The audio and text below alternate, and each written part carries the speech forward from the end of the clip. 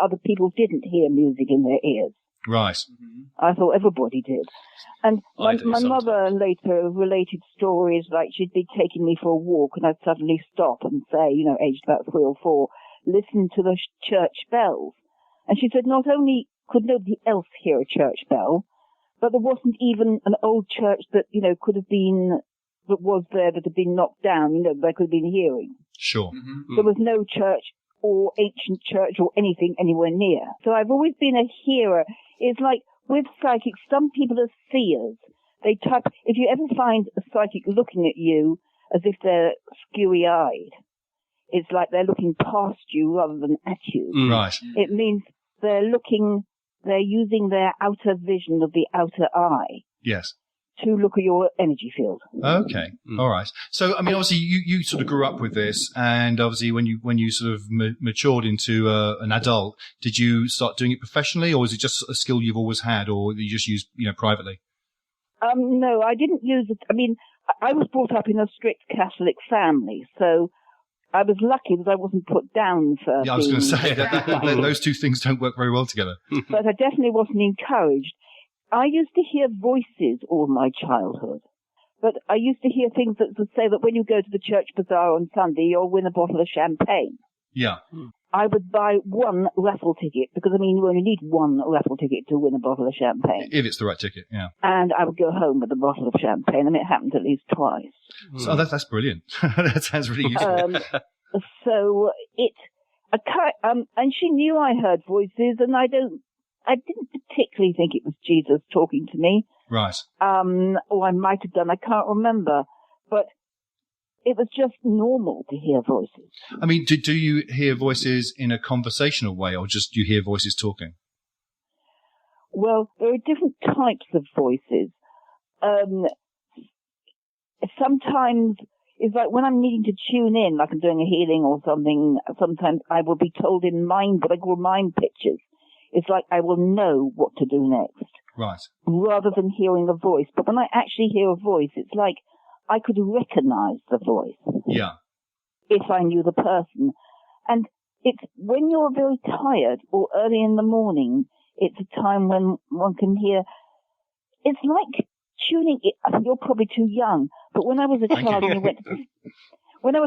you went to the cinema, there was something called the newsreel at the cinema. Yeah. And you would see 1 minute of biscuits followed by 1 minute of horse racing type of thing. You mean like sort of Pathé Or not News? even a minute. It was like a hell of a lot of things that were jumbled up together that had no relationship to each other whatsoever.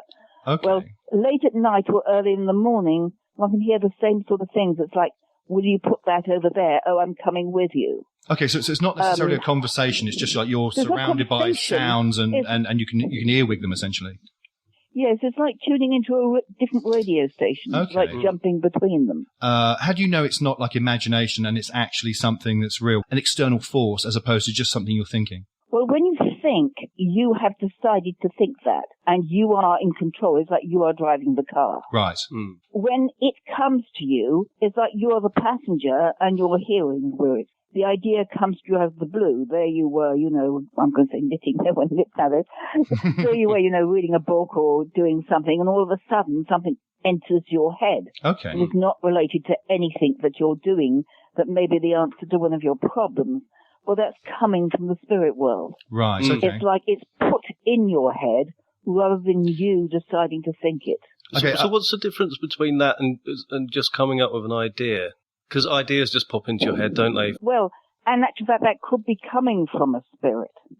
I mean, many people don't realize they've got spirits around them the whole time and the guardian angel whispering to them. And when an idea pops into your head, yes, it might well come that way. Right. I mean, I remember years and years ago reading about a man who came to in the morgue. He was that dead. But his experience of the next world, he'd visited some sort of enormous building and he'd seen people making something that he didn't recognize.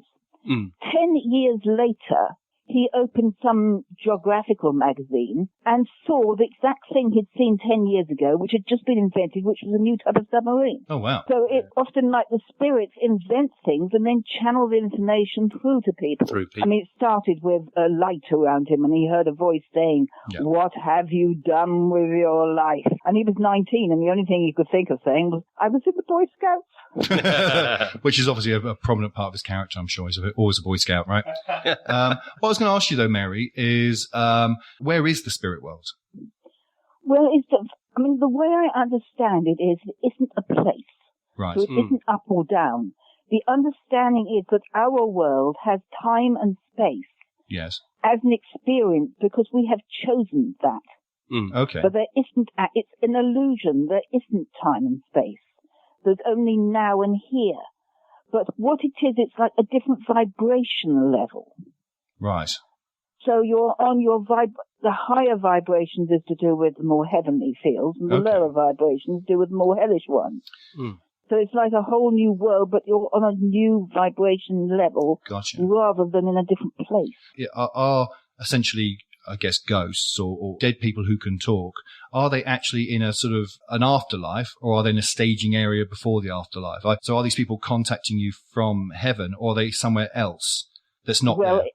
There are two different explanations normally for ghosts. One is it can be like a photographic memory rather than an actual ghost. Okay. Yep. It's like if a woman has walked to feed the chickens across a courtyard every single day for 50 years of her life, then there will be a photographic memory of her walking across the courtyard. And she needs to get so anyone that walks there will see her, but it doesn't mean she's there. Yeah. They're seeing the picture of what was. Then other spirits, for different reasons, when they die, they don't go to the light. There can be lots of different reasons, like they may, often, they don't believe in any form of afterlife, and so therefore they're stuck. Right. They want to control their relatives, or they were killed suddenly, so they don't know they're dead. Okay. And if something horrendous happens, like if you are murdered, you're minding your own business, suddenly somebody comes and strangles you. Yeah. In those moments of horror, it's like you can not realize you've been strangled and think you're still stuck in wherever it was it happened. Okay. The thing I'd like to ask you, actually, do you do, or do you know of people who do things like where I've seen it on TV where they have people who ring in and someone reads them while they're on the phone, like a psychic reading? I don't do that. Do you put much stock in that, or? I don't really. Well, it's very badly paid. It's incredibly badly paid for a start. It's like the person. Well, I don't know about the TV shows, but the psychic line. Sure. The client is paying £1.50 a minute. A good psychic is getting 30p a minute. You guys need a union. But what the question I was actually going to ask you was, it doesn't seem to me to be like, the proximity to the person doesn't seem to be an issue. Someone could be ringing from Tokyo, for instance. Proximity, no, it doesn't matter where the person is. Okay. So I don't really know whether it's like, if we had interplanetary travel, I'm not certain if one could do it to the moon or something. Right. I don't know if one has to have air in between them or not. Okay. Obviously, you're a psychic and a medium, but you live in a world where there are other psychic mediums who are faking it, and there's lots of people debunked and all that. From your point of view as a psychic medium, how do you tell if somebody is faking it or just a huckster? Well, and I've never had to do that, so I haven't had any practice. But it's like if I had gone to somebody for a reading and everything they said didn't seem to relate to me. Right. That wouldn't necessarily mean that they were a fraud, but it just would mean they hadn't gotten the right wavelength for me. Right, okay. But you see, the thing that I have found is that if you have a group of people in a room and one person is very skeptical, yes, or one person, as I remember from my teaching days, at Christmas and other times, I would give them fun lessons. Right. And sometimes they would like to do psychic lessons. So they would see what they could pick up about somebody. And my God, they're the best psychics I've ever met, were those children. Really? But interestingly, there was one of them who was a Catholic who didn't want to take part. Now, she would sit at the back with a book, but if she was present, none of them could do it. Right. Oh, okay. Because she was a and she force wasn't against sending it. out bad vibes. Yeah. But there was something about her not enjoying the fun of the moment or not being able to. It was like there was some sort of barrier up. Sure. And it just didn't work. Okay. Same is like I've seen good mediums in front of groups of people who will say good mediums. I can't say that I personally say they're good, but they've got a good reputation. Credible mediums. And I've seen them in a room of people, and all I can say at the end of it, they weren't very good. But maybe there were one or two people there blocking the flow. Okay, gotcha. Thank you all for your time. I really appreciate it. Thank you, Mary. Have a great day, yeah? And if you're going to spell my name, the E goes before the I. Yes, we've been corrected. We know that now. Thank you. Do you have a Twitter handle? I have a Mary Fielding page. Okay, well, we'll look it up and we'll make sure we link it to on that. Facebook. But you have to spell the Fielding right, otherwise you won't find it. Fair enough. Okay, listen, you have a great day and we'll speak to you another time. Thanks, Mary. Bye. See ya. Bye-bye.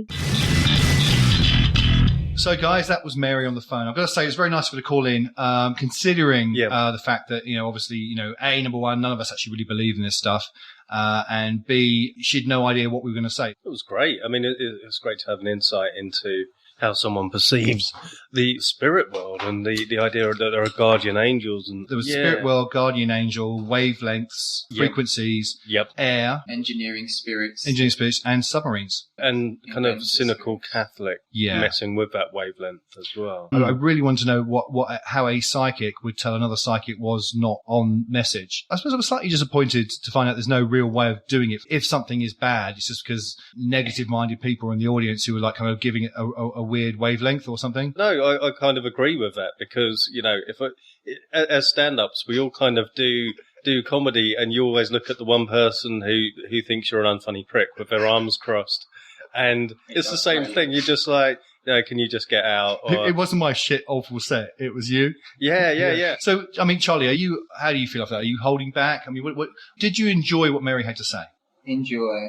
Look, I'm going to have to be honest about here. As lovely as I think Mary is as a person, I didn't really hear anything that made me go, oh, yeah, of course, that's it. A lot of the stuff that she said can easily be explained away for me. Just the example of waking up in the morning and you have that tired feeling of between being asleep and waking up and you hear all of these voices. I have that on regular mornings just through either alcohol intake, worries or anxieties. You're taking a very poo-poo stance on this, Charlie. I'm not. I'm trying to understand. Yeah, I just think I've had that myself as well. Like, you get the same song in your head. Yeah. And then... Catch a goo, goo, goo. Like that, you mean? Yeah. And I'd always just... There's no entity out there thinking, do you know what the world of reality could do with a new submarine in 10 years? Need to be a bit more open-minded about it. If you hear anything like clicking at the moment, it's Frank. The audience, it's because Frank's microphone's a bit loose, and that isn't a euphemism. I was just talking to you. My microphone stand moved. Mary. I take it back. It's a new microphone stand. I just haven't set it up properly. There we go. Well, that's one explanation. It clearly is. Yeah. Okay, back explain now. I didn't tighten it properly. You guys are so sceptical. Maybe you are actually sort of have a psychic component to you both. Of course, because you asked the very good question of, so if we are saying that the psychic stuff is the stuff that you don't choose to think, I can't think of anything that I choose to think. But anyway... And then how would you decipher that between just an idea or a thought? Coming up with an idea. Come back of, you might be psychic, Damien. Fucking put that in your pipe and smoke it, bitch. Yeah, I mean, that's the thing. How do you know you're not psychic? If you're having the same experiences as Mary, just the difference is she's more open to the idea, right? Yeah, and she's went down that road. I think I probably am psychic because is that why you've been a bit sort of like held back about going on this sort of topic? Yeah, I've been reluctant to criticise it because sometimes in the morning as well, there are ideas and I haven't made a conscious decision to come up with that idea. It's just popped into my head, and now I realise that probably something has put that there. Spooky conclusions. Right, what did you think, Damien? Have you learned anything? Well, yeah, I've learned that I'm a psychic, so it doesn't get much better than that. Learned that we know living the dream. Yeah. So every time you have an idea now, you've got to remember that idea might actually not be your idea, and that's just a thought that's been shot to you by a spirit 10 years ago. Which is good. It's good, yeah. So if anyone, obviously my website at the moment's mainly focused on getting comedy gigs, but I'll also be doing readings and stuff as well. So nice. A certain amount of healing. It's kind of reinforced my agnosticism about the whole subject, because if you listen to Mary talking, and anyone really